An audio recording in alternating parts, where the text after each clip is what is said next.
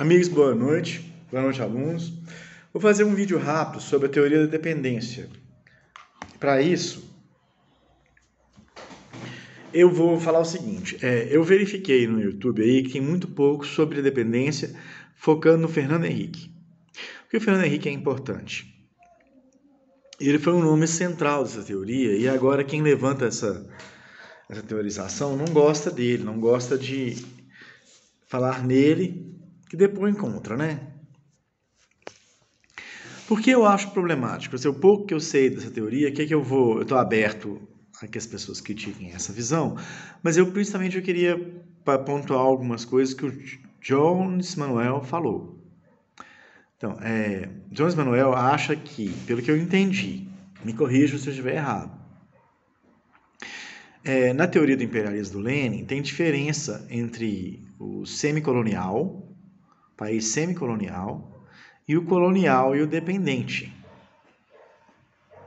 Eu acho um problema sério começar com essa diferenciação, porque lá o país colonizado pelo imperialismo e o país semicolonial e dependente era a mesma coisa, pelo que eu vi na teoria do imperialismo. Era a mesma situação.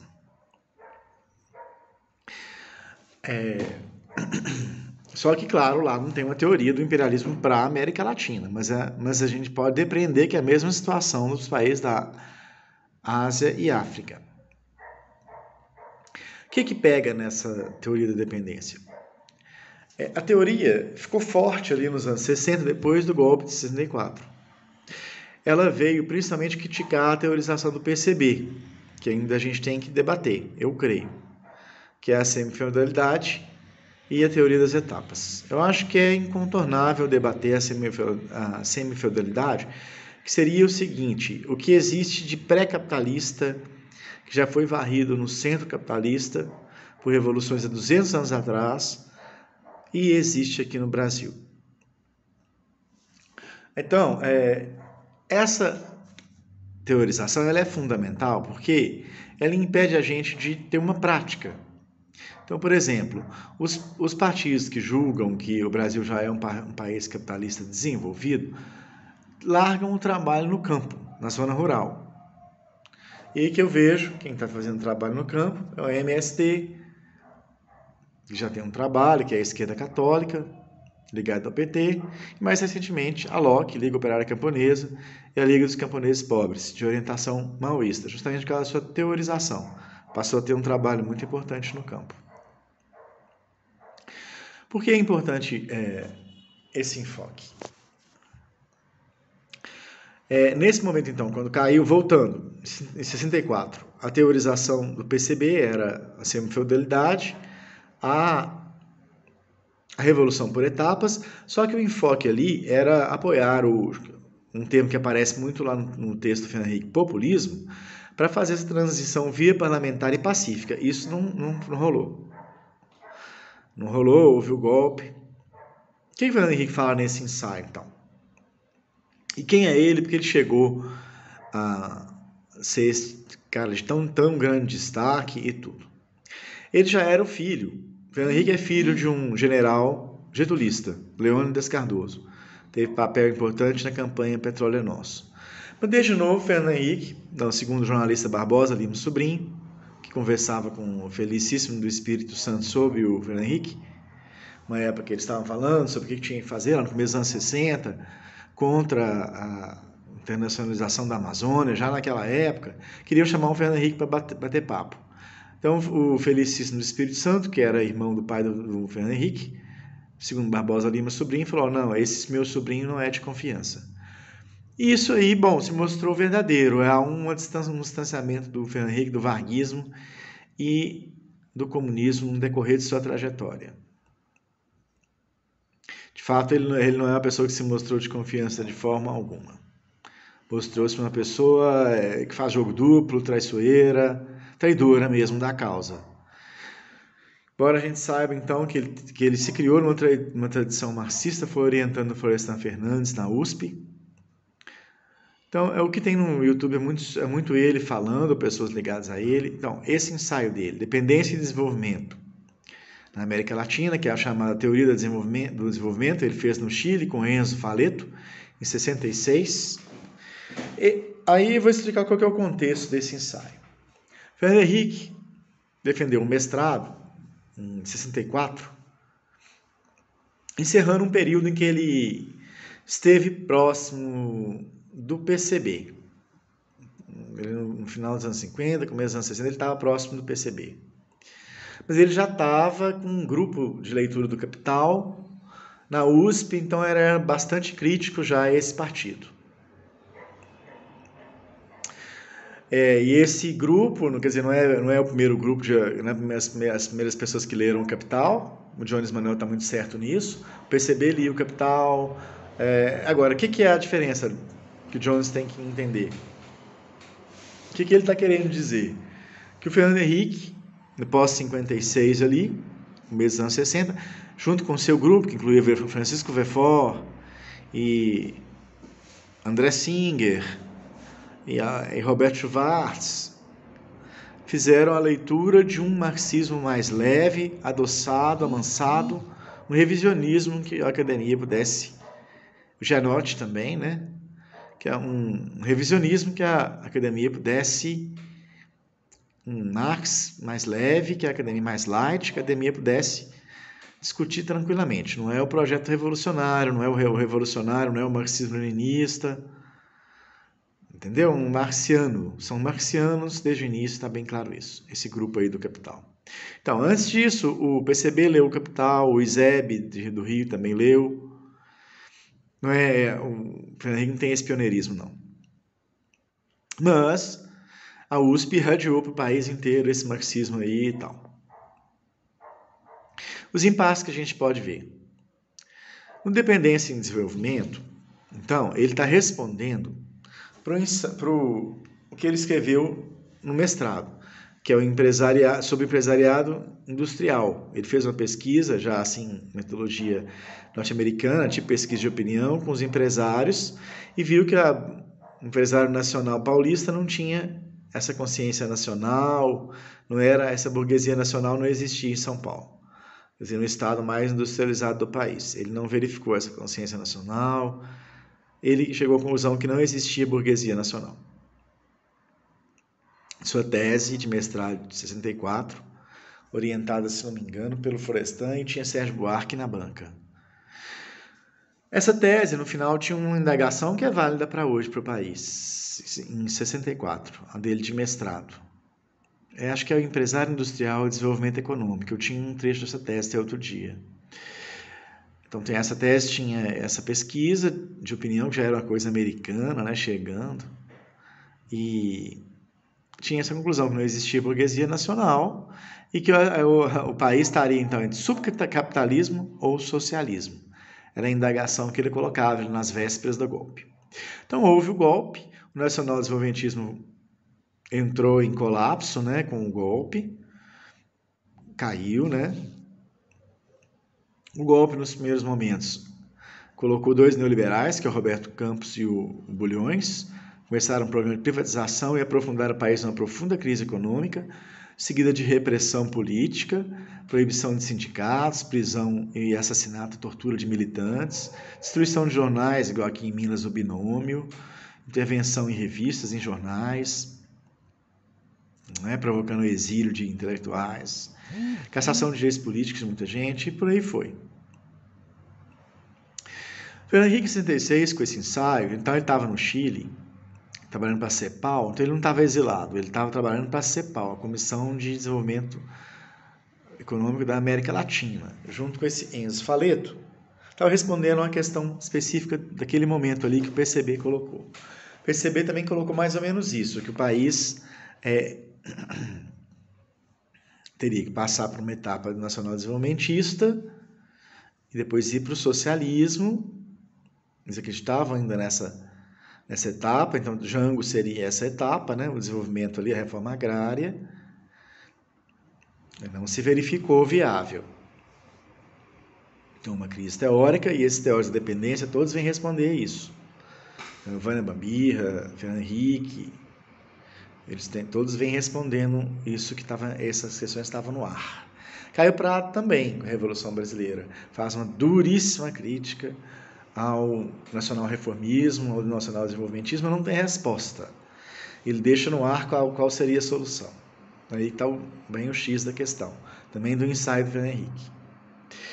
Então esse ensaio, ele trabalha com conceitos igual burguesia, imperialismo, capital estrangeiro.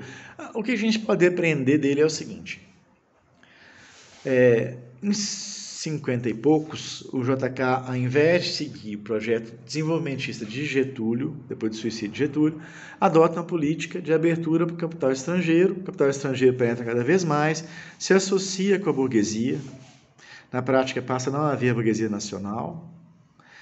O país faz uma associação com o capitalismo estrangeiro e se desenvolve, quer dizer, cresce, digamos, né? Há crescimento econômico associado a um capitalismo estrangeiro, e o golpe de 64 é a expressão política dessa estrutura econômica que já está configurada a partir de 64. Não houve reversão, nem com Jango, nem com Getúlio.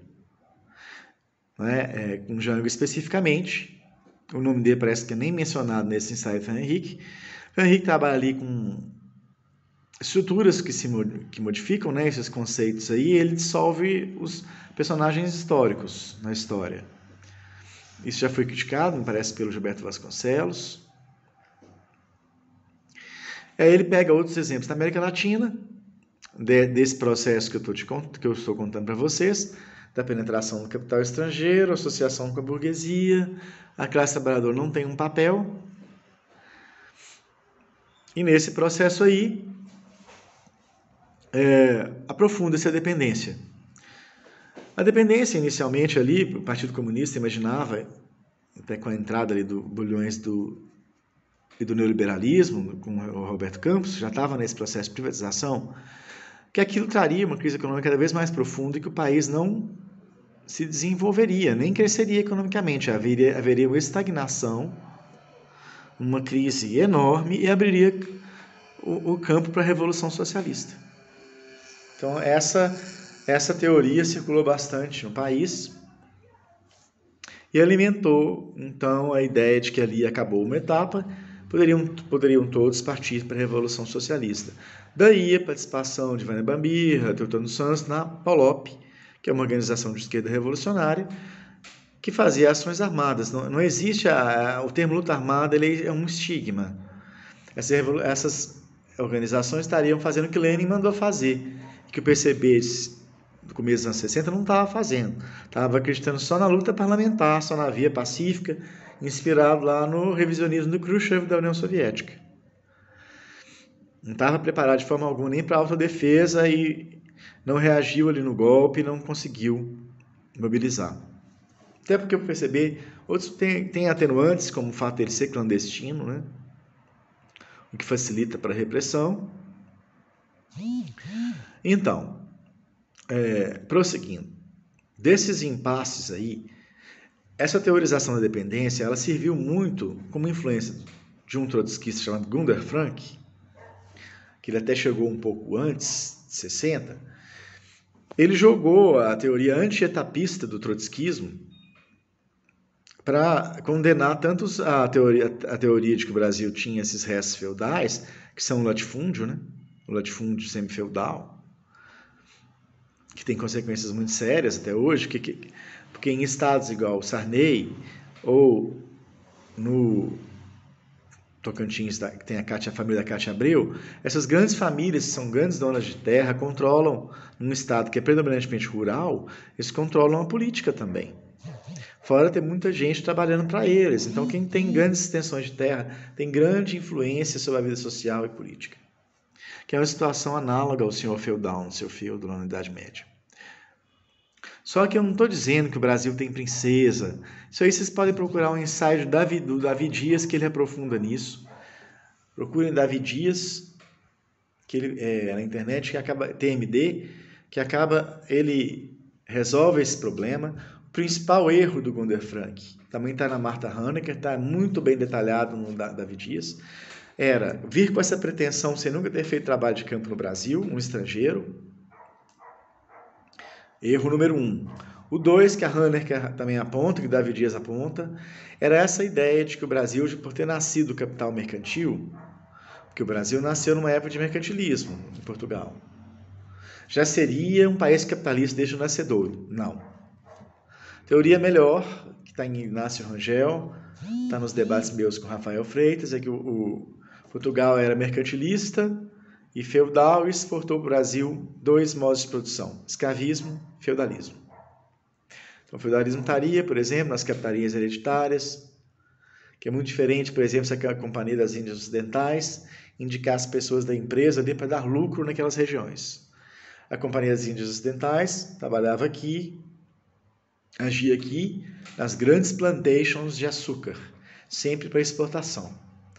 Então, o desenvolvimento dessas grandes plantações voltadas para exportação não é desenvolvimento. O desenvolvimento é ser uma nação para si, não uma empresa para os outros. É isso que fica nublado aí nessa teoria do Gunder Frank, do desenvolvimento e do subdesenvolvimento. Não, o país subdesenvolvido ele cresce. Então, assim, para haver uma exportação de minério, cria-se ali tecnicamente a mina, em geral está nas mãos de uma grande empresa estrangeira, de um dos grandes países imperialistas, né? Em geral é a Alemanha, Inglaterra, Reino Unido, Japão, Estados Unidos, que tem essas empresas. Essa empresa é quase um cercadinho ali dentro daquele país e contrata pessoas do país, mas paga pouco em relação à enorme riqueza que tira. Então ela constrói uma ferrovia e o porto, é tudo para exportação. Então é um desenvolvimento que drena os recursos para fora e muitas vezes deixa miséria, um rastro de miséria no país. Porque essa exploração da riqueza, ela é feita por uma empresa estrangeira que não se importa em deixar passivo trabalhista e ambiental. Não se importa com os danos ambientais e trabalhistas. E ela costuma fazer o poder central. Ela gera, alimenta, financia elites e tira e põe nessas grandes empresas dos países centrais. Elas atuam no país semicolonial e muito mais explicitamente no país colonial, muito mais brutalmente, né, no país colonial, colocando pessoas em trabalhos que são um pouco mais que a servidão. Então fechando. O ensaio do Fernando Henrique, ele não pensa a independência, né? Não pensa soluções, ele registra essa situação fazendo paráfrase da teoria do imperialismo do Lenin. Ao invés de usar imperialismo, ele usa dependência. Isso aí é dócil, mansa, aí pode entrar na academia, por isso fez sucesso aí. Nem fez tanto sucesso no Brasil, foi mais no Chile, México e tal. Mas é um termo que adoça a dominação. A dependência ela é horrível. É uma situação monstruosa que hoje em dia nós estamos vendo. Então tem uma grande epidemia, uma pandemia, e o país não produz seringas. A dependência é uma situação de colonização terrível. Uma miséria muito grande para o povo. Então nós fizemos a teoria da independência, né? Os pensadores da dependência, alguns, né, uma parte se inclinou pela Revolução Socialista e fez, né, parte da esquerda revolucionária com a Polop. Mas que lição ficou para nós da esquerda revolucionária? Porque eles querem partir sem etapas, sem trabalhar no campo, direto das cidades, para uma revolução socialista. Não. A lição que ficou dessas experiências dos anos 60 e 70 é que o campo é importante e é preciso uma frente com os nacionalistas liberais atuando no campo e nas cidades. E não, a revolução não é feita só pelos comunistas, não. Então, essa teoria da dependência, tem quem fala que é weberiana, mas é uma paráfrase do imperialismo, do Fernando Henrique, ali do Lenin, ao qual ele praticamente não dá nenhum mérito. Hoje em dia ele está numa posição totalmente neoliberal, totalmente a favor de Reagan e Thatcher. Ele fez uma grande virada, ele nem trata dos mesmos conceitos quando ele fala da realidade agora. Ele é totalmente um deslumbrado, fala que os estados e nações não têm importância, importantes são os mercados, as empresas. Ele está numa visão totalmente, a meu ver, fraca, desconhecedora da realidade, mas que ele tem interesses pessoais, só pode, né, para sustentar posições tão fora da realidade. Tudo bem? Então, colocado aí, boa noite.